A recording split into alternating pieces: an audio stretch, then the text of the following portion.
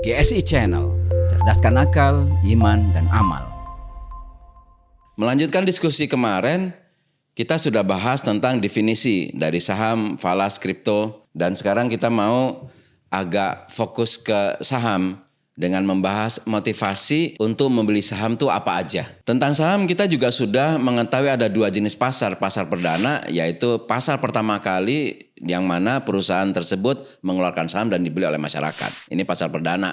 Kemudian kita juga sudah bahas pasar sekunder, bursa efek, stock exchange, yang mana itu sudah antara para pemilik saham bertransaksi jual beli. Disinilah permasalahannya. Pada dasarnya saham dan investasi jenis apapun, kripto juga sebetulnya, itu tuh bisa dibilang antitesa dari riba. Sekarang begini, kita bisa bilang daripada kita taruh uang di bank dan mengandalkan suku bunga bank, kita lebih baik taruh itu di investasi. Kita mending puter itu di faktor produksi. Kita patungan sama orang untuk bikin perusahaan. Atau kita beli saham dari perusahaan tersebut. Uang kita kan produktif tuh artinya di perusahaan tersebut. Atau kita beli alat-alat investasi yang lain seperti obligasi, saham, dan lain sebagainya. Karena dalam sejarah itu suku bunga bank itu selalu kalah dengan keuntungan di dunia investasi. Keuntungan di saham, keuntungan di obligasi, ya, keuntungan di faktor produksi. Ini suku bunga bank ini selalu kalah nih. Andai kata kita ngomong begitu dan iklan tentang ini tuh gencar sekali, propaganda tentang ini tuh gencar sekali, maka orang malas nabung di bank. Dengan orang malas nabung di bank, ya dia tidak terkena kotoran dari riba, kecuali dia menabung di bank syariah. Saya bisa menyebut di sini bahwa saham, ya, dan investasi-investasi lain itu adalah antitesa dari riba seandainya bisa dilakukan dengan benar. Namun, nah ini penyakitnya, ada pasar perdana, ada pasar sekunder. Nah, di pasar sekunder ini itu terdapat banyak pejudi. Orang yang membeli saham dengan pendekatan spekulatif. Itu adalah penjudi. Inilah yang merusak manfaat utama dari saham yang seharusnya bisa menjadi antitesanya riba. Motivasi untuk membeli saham itu ada 3. Yang pertama, membeli karena mengharapkan dividen. Ya, ada orang yang uangnya banyak, nggak tahu ditaruh di mana, sayang ditaruh di bank, mending saya taruh di perusahaan. Bagaimana cara dia meletakkan uang di perusahaan? Ya, beli saham gitu. Ini saham perusahaan A. Perusahaan A bergerak di bidang teknologi. Wah, sekarang teknologi ini lagi moncar-moncarnya nih. Berarti bagus nih perusahaan untuk 10-20 tahun ke depan. Saya beli sahamnya. Kemudian sahamnya disimpan. Dia mengharapkan dividen. Mungkin setahun 2 kali, mungkin setahun 1 kali, ya. Yang jelas dia mendapatkan keuntungan dari dividen. Ini motivasi pertama. Sungguh ini bukan judi. Ini investasi, the real investasi. Sebelum dia membeli saham perusahaan A, dia mempelajari aspek fundamental.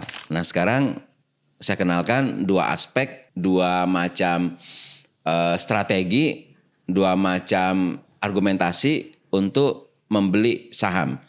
1 aspek fundamental, 2 aspek teknikal. Aspek fundamental itu laporan keuangan, laporan rugi laba. Sudah baca laporan keuangannya, sudah baca laporan transaksinya, rugi labanya, dilihat rekor penjualannya di tahun kemarin, 5 tahun kemarin, 10 tahun terakhir, lalu dilihat iklim bisnisnya di teknologi, lalu dilihat segala macamnya. Ini logis, ini argumentatif, dan itu sama sekali bukan judi.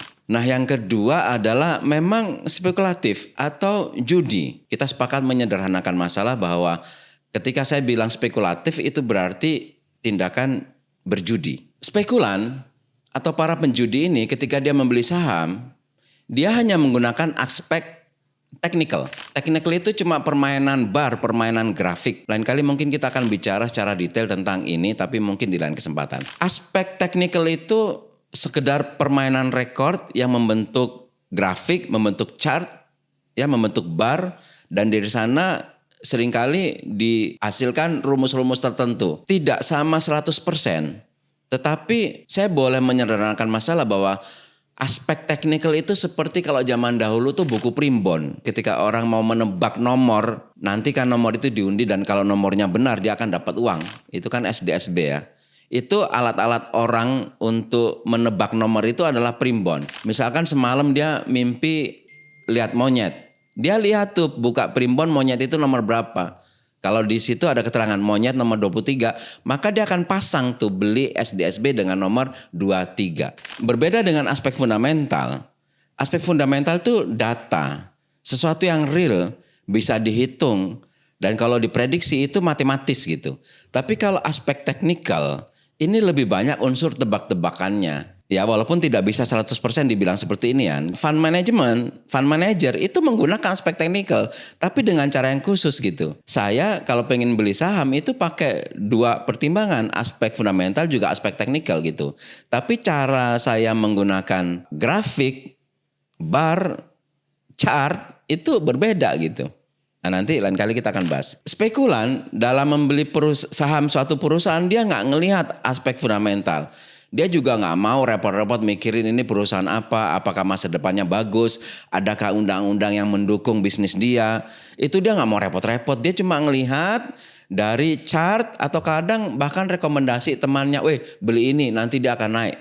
Udah gitu aja, dia hanya membeli dengan mengharapkan selisih antara beli dengan jual. Seperti itu. Dan inilah pejudi. Dan inilah yang merusak manfaat saham yang utama sebagai antitesa dari riba.